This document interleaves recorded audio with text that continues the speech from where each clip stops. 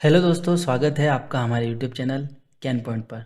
दोस्तों, NISM series 8 equities derivative certification examination chapter 6 trading mechanism MCQs part 1 आज हम लेके आए हैं। इस चैप्टर से रिलेटेड हम क्वेश्चंस देखेंगे आज। और ये सीरीज़ जैसा कि आपको पता है हमारी चल रही है, पहली सीरीज़ है। इसके बाद अलग अलग सीरीज़ हम और भी लेके आएंगे जहाँ पे आपको बहुत सारे क्वेश्चंस देखने को मिलने वाले हैं। तो दोस्तों चलते हैं और शुरू करते हैं वीडियो को। फर्स्ट क्वेश्चन आज का, what are the two main type of market based on the methods of booking a trade. यहाँ पे आपसे पूछा गया है कि ट्रेड बुकिंग के लिए या ट्रेड बुकिंग के तरीकों के आधार पर बाजार के दो मुख्य प्रकार कौन से हैं। ट्रेड बुकिंग के आधार पर, याद रखिएगा, बुकिंग अ ट्रेड यानी ट्रेड बुकिंग के आधार पे मेथड्स किसके, methods of booking a trade और market based, main type of market based, यानी यहाँ पे ट्रेड बुकिंग के तरीकों के आधार पर बाजार के दो मुख्य प्रकार कौन से हैं, हिसाब से पूछा गया है। फर्स्ट है option A, open outcry and silent auctions. Option B, open outcry and electronic market. Option C, electronic market and dark pools. Option D, silent auction and electronic market.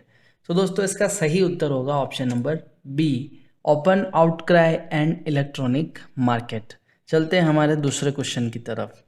वो are the trading members. Trading members कौन होते हैं। Option A, members of a regulatory body. Option B, members of stock exchanges. Option C, individual investors. Option D, brokers only. तो दोस्तों trading members कौन होते हैं, तो ये होते हैं आपके option number B, members of stock exchanges. ये आपके ट्रेडिंग मेंबर्स होते हैं। तो ट्रेडिंग मेंबर्स कौन होते हैं, स्टॉक एक्सचेंज के जो सदस्य होते हैं वो आपके ट्रेडिंग मेंबर्स होते हैं। क्वेश्चन नंबर 3 की तरफ चलते हैं।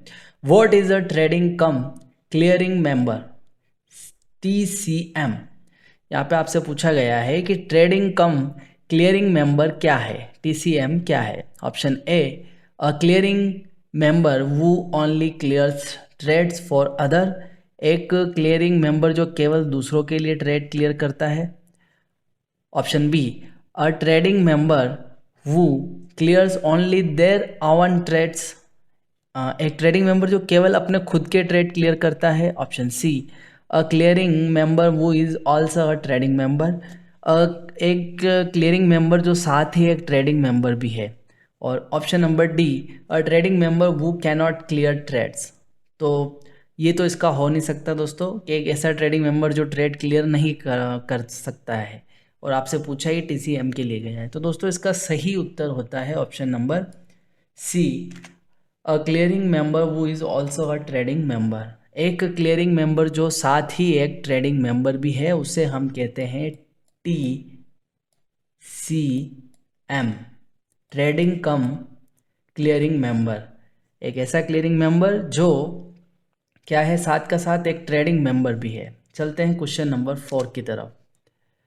What are the standard trading hours for the derivatives segment on all working days?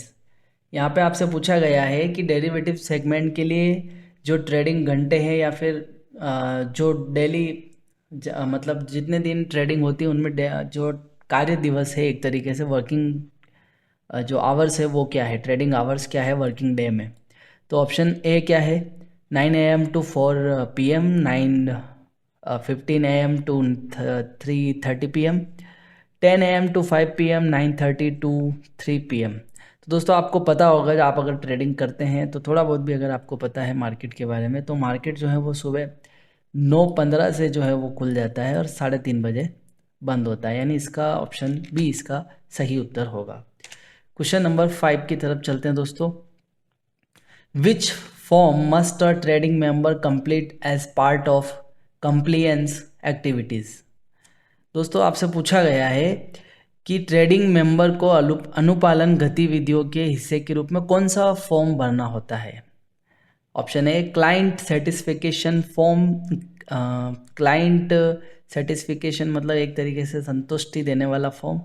Option B, now your client, जिसको हम केवाईसी फॉर्म कहते हैं, option C. Trade verification form, option D. Client confidently form, ऐसा कोई form दोस्तों नहीं होता है, तो इसका सही उत्तर होगा option number B, now your client KYC form. ये जो है फॉर्म जो है वो भरना होता है। Question number 6, what is a limit order? An order to buy or sell a contract at the best available price, किसी अनुबंध को सबसे उपलब्ध मूल्य पर खरीदने बेचने का order. An order to buy or sell a contract at a specified price, किसी अनुबंध को निर्दिष्ट मूल्य पर, option number B. An order to buy or sell a contract at a specified price, किसी अनुबंध को निर्दिष्ट मूल्य पर खरीदने या बेचने का order, option number C. An order that gets executed immediately regardless of the price, option number D. An order that does not specify a price, तो दोस्तों इसका सही उत्तर होगा option number B, an order to buy or sell a contract at a specified price। एक किसी अनुबंध को निर्दिष्ट मूल्य पर खरीदने या बेचने का ऑर्डर क्या कहलाता है? लिमिट ऑर्डर, इसको हम लिमिट ऑर्डर कहते हैं। क्वेश्चन नंबर 7 को हम यहाँ पे देखने वाले हैं। What type of market do F&O platform in India offer? Bharat में F&O प्लेटफॉर्म किस प्रकार का बाजार प्रदान करते हैं? Code driven market, order driven market, broker driven market या फिर डीलर ड्रिवन मार्केट? दोस्तों भारत में जो F&O प्लेटफॉर्म है वो आपको जो मार्केट ऑफर करते हैं वो होते हैं order driven market. Number B इसका सही उत्तर होगा। चलते क्वेश्चन नंबर 8 की तरफ। Which window on the trader work station display the title of the screen? Trader work station पर कौन सी विंडो स्क्रीन के शीर्षक को प्रदर्शित करती है? Option A market watch window, option B ticker window of future and option market, option C title bar, option D order trade window. तो दोस्तों इसका सही उत्तर होगा option number C, title bar, जिसको हम शीर्षक कह सकते हैं एक तरीके से। चलते हैं क्वेश्चन नंबर 9 की तरफ। तो what is the main criterion for selecting stock for derivatives trading in India? Option A stock price volatility, option B large market capitalisation and turnover, option C historical performance, option D dividend yield. तो दोस्तों इसका जो सही उत्तर होगा वो होगा option number B large market capitalisation and turnover.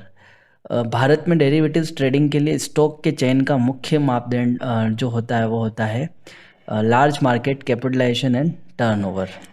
Question number 10, what is the minimum weightage of constituent stock eligible for derivatives trading required for an index to be considered for derivatives contract?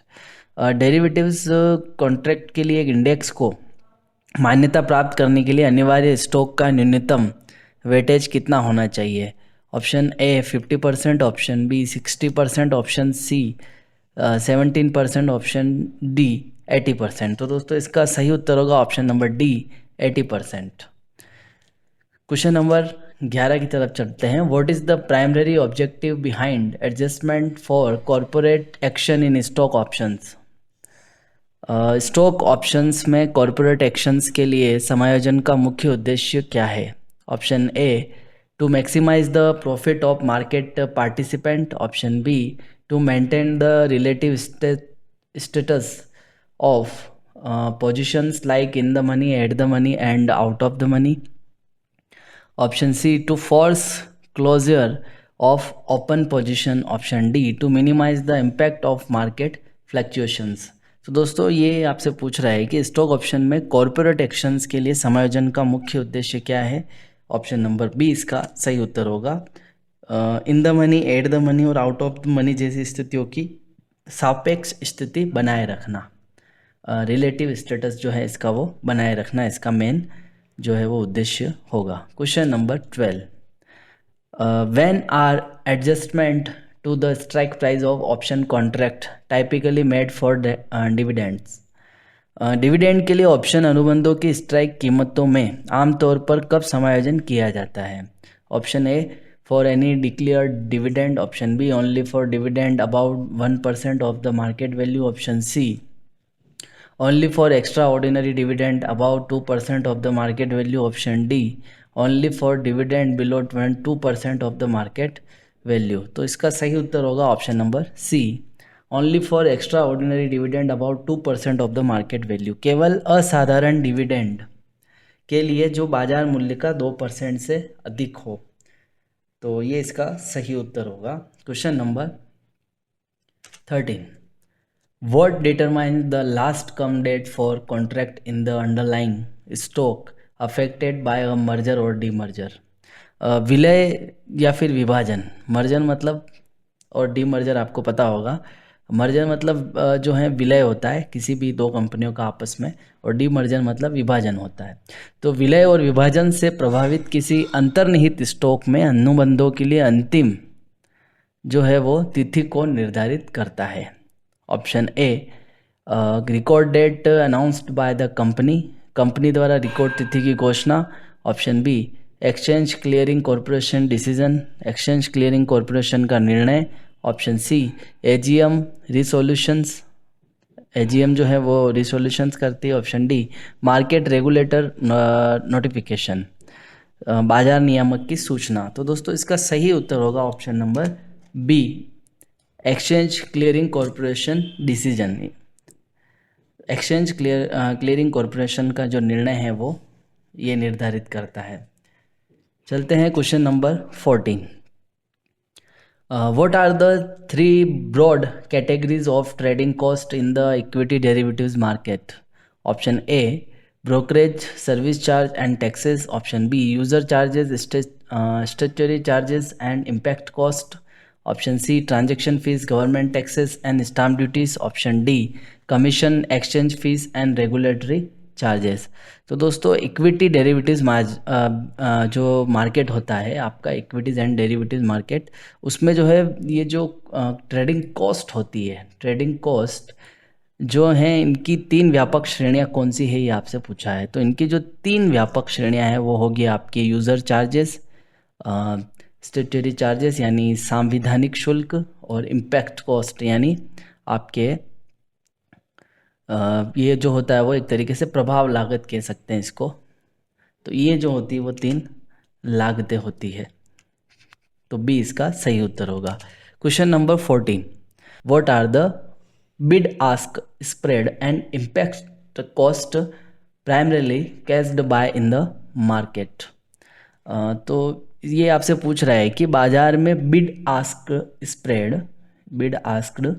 Spread और impact cost लागत जो है उसका मुख्य कारण क्या है, यानी मेन जो है वो यहाँ पे पूछा है कि primary caused by in the market, मुख्य कारण क्या है। Option A lack of market volatility, बाजार की अस्थिरता की कमी। Option B lack of market regulations, बाजार नियमन की कमी। ऑप्शन सी बाजार market imperfections and lack of liquidity, बाजार की अपूर्णताएं और तरलता की कमी। Option D high frequency trading. तो दोस्तों इसका सही उत्तर होगा option number C market imperfections and lack of liquidity, यानी बाजार की अपूर्णताएं और तरलता की कमी जो है वो इसका मुख्य कारण कहलाता है। चलते हैं हम क्वेश्चन नंबर 16 की तरफ। What is algorithm trading. दोस्तों आपने अभी सुना होगा, आप अभी सुनते भी होंगे न्यूज़ वगैरह में एल्गोरिदम ट्रेडिंग के बारे में, पता होगा आपको थोड़ा बहुत उसके बारे में। तो एल्गोरिदम ट्रेडिंग क्या है। Option A manual execution of order based on market analysis. Option B automated and programmed executions of order. Option C exchange of trading strategies among investor. Option D trading based on emotional decision. तो दोस्तों algorithm trading जो है वो क्या है आपके, option number B इसका सही उत्तर होगा automated and programmed executions of order, यानी ऑर्डर का जो है स्वचालित और प्रोग्राम किए गए तरीके से निष्पादन करना, इसी को हम बोलते हैं एल्गोरिदम ट्रेडिंग। तो ऑप्शन बी इसका सही उत्तर होगा। Question number 17, what was the primary source of spot and derivatives prices information before internet trading become popular. Internet trading के लोकप्रिय होने से पहले स्पॉट और डेरिवेटिव्स कीमतों की जानकारी का मुख्य स्रोत क्या था? Television broadcast, option B online trading platform. दोस्तों जब ये इंटरनेट की बात कर रहा है तो ऑनलाइन तो हो नहीं सकता है, तो ऑप्शन बी इसका सही उत्तर हो ही नहीं सकता है। Daily newspaper, option D financial magazine. तो दोस्तों इसका सही उत्तर होगा option number C, daily newspaper, दैनिक समाचार पत्र। ये सब इंटरनेट से पहले की बात है, जब इंटरनेट जो है वो ट्रेडिंग जो है वो लोकप्रिय नहीं थी, उससे पहले की बात है यहाँ पे। Question number 18, in an open outcry market where does the trading take place? एक ओपन आउटक्राई बाजार में ट्रेडिंग कहाँ होती है? Option A online platform, option B broker office, option C large hall known as pit, एक बड़ा hall जिसे हम पिट कहते थे या फिर पिट कहा जाता है। Option D through telephonic communications, यानी टेलीफोनिक संचार के माध्यम से। तो दोस्तों आपको पता होगा कि ओपन आउटक्राई बाजार में ट्रेडिंग जो है वो काम होती है एक बड़े हॉल जिसे हम क्या क्या कहते हैं, पिट कहते हैं। तो ऑप्शन सी इसका सही उत्तर होगा। चलते हैं क्वेश्चन नंबर 19 की तरफ। What can trading members trade on behalf of? Trading members किसके लिए ट्रेड कर सकते हैं? ट्रेडिंग मेंबर किसके लिए ट्रेड कर सकते हैं? Option A only their client, केवल ग्राहकों के लिए, केवल अपने ग्राहकों के लिए। ऑप्शन बी के only their own account, only their own account, okay, केवल अपने खुद के खाते के लिए। Option C both their client and their own account, यानी अपने ग्राहकों और अपने खुद के खाते दोनों के लिए। Option D only regulatory bodies, यानी केवल नियामक निकायों के लिए। तो दोस्तों इसका सही उत्तर होगा ट्रेडिंग मेंबर्स जो हैं वो both their client and their own account, यानी अपने ग्राहकों और अपने खुद के खातों दोनों के लिए जो है वो ट्रेड कर सकते हैं। Question number 20, which of the following trades can a trading cum clearing member clear and settle? Trading cum clearing member TCM किसके लिए ट्रेड्स को क्लियर और सेटल कर सकता है? Option A only their proprietary trades, केवल उनके और स्वामित्व वाले ट्रेड। Option B only their client trades, केवल उनके ग्राहकों के trades. Option C their own trades, their client trade and trade of other trading member, उनके खुद के ट्रेड, उनके ग्राहकों के ट्रेड और अन्य ट्रेडिंग मेंबर्स के ट्रेड। ऑप्शन डी केवल कस्टोडियल प्रतिभागियों के ट्रेड, यानी only trades of custodial participant. तो यानी इसका सही उत्तर होगा option number C, their own trade, their client trade and trade of other trading member. ये कौन है? ट्रेडिंग कम क्लियरिंग मेंबर जो है वो इन के लिए जो है ट्रेड को क्लियर और सेटल कर सकता है। Question number 21, what is the latest time until which stock exchange can set their trading hours in the equity derivatives segment as per SEBI permission? SEBI की अनुमति के अनुसार इक्विटीज डेरिवेटिव सेगमेंट में स्टॉक एक्सचेंज अपने trading घंटे किस समय तक सेट कर सकते हैं? सेबी की अनुमति के अनुसार। तो ऑप्शन ए है 5 बजे तक, ऑप्शन बी 9 बजे तक, ऑप्शन सी 11:55 तक और ऑप्शन डी रात को 12 बजे तक।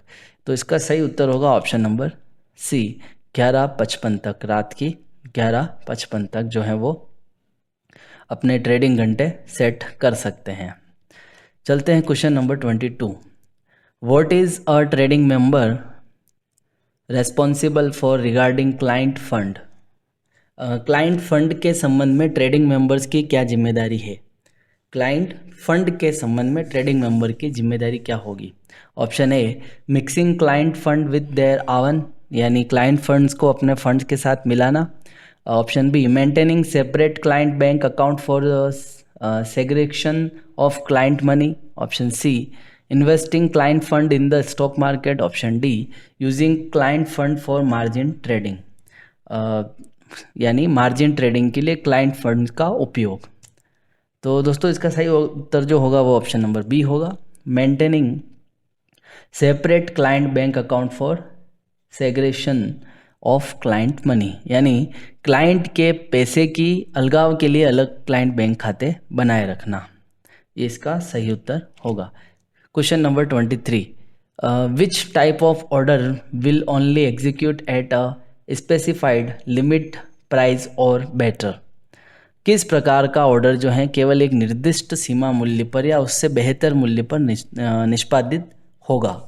Option A market order, option B stop loss order, option C limit order, option D day order.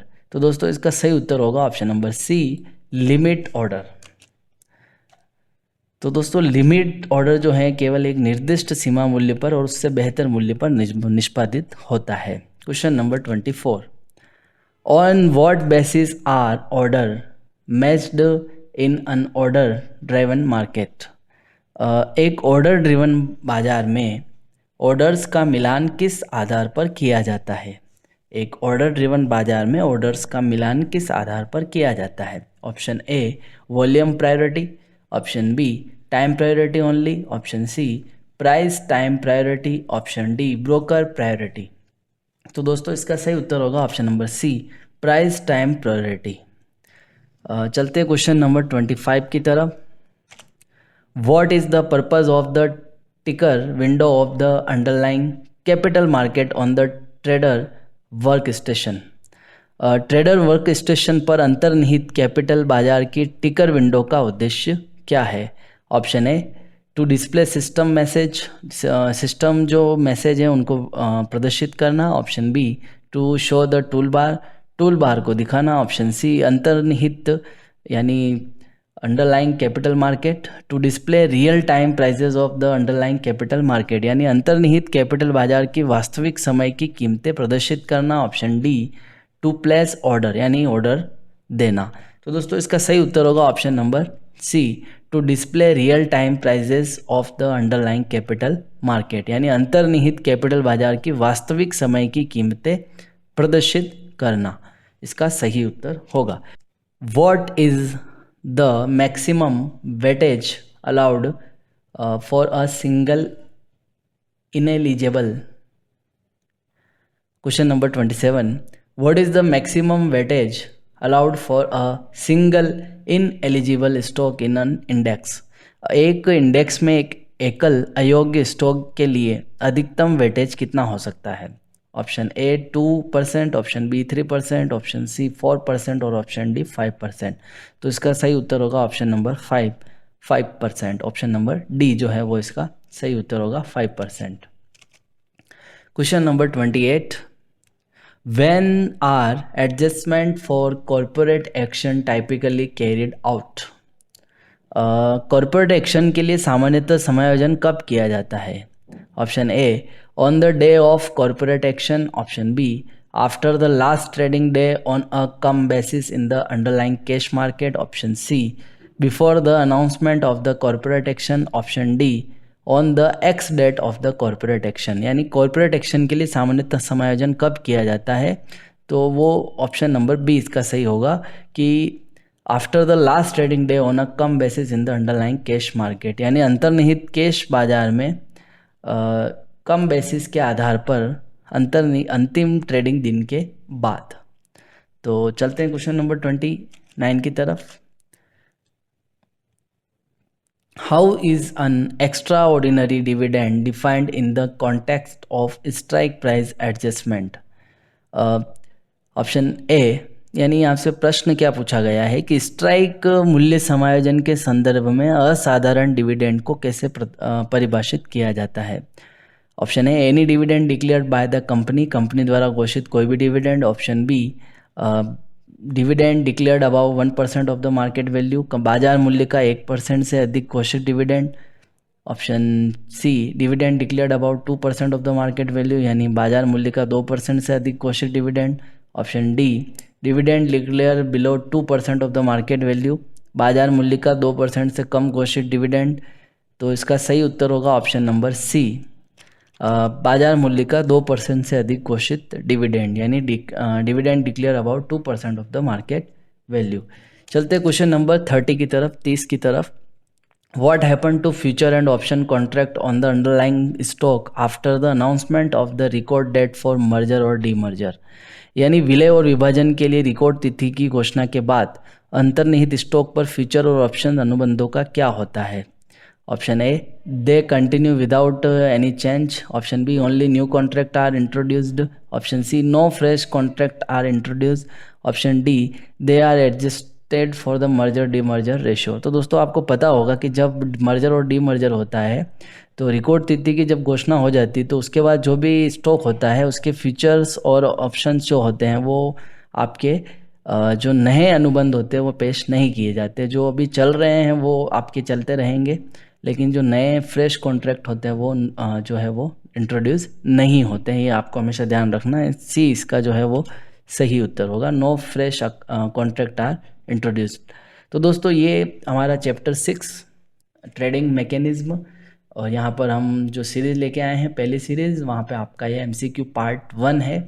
दोस्तों उम्मीद है कि आपको ये जो सीरीज़ है, ये वीडियो जो है वो पसंद आ रहे होंगे. अगर आपको ये वीडियो पसंद आ रहे हैं तो वीडियो को लाइक कीजिए, और अगर आपको कोई भी क्वेरीज़ हैं, यहाँ पर आप कोई किसी टॉपिक पर जो है वो वीडियो चाहते हैं तो भी आप हमें कमेंट कर सकते हैं. साथ ही किसी भी क्वेश्चंस में यहाँ पे आपको दिक्कत लगती है या फिर आपको लगता है कि क्वेश्चंस में कोई और आंसर हो सकता है, अगर आपको लगता है ऐसा तो आप फिर तो भी आप कमेंट करके हमें बता सकते हैं. और वीडियो पसंद आ रहे हैं तो हमारे चैनल को प्लीज़ लाइक कीजिए और बने रहिए हमारे चैनल के साथ. धन्यवाद.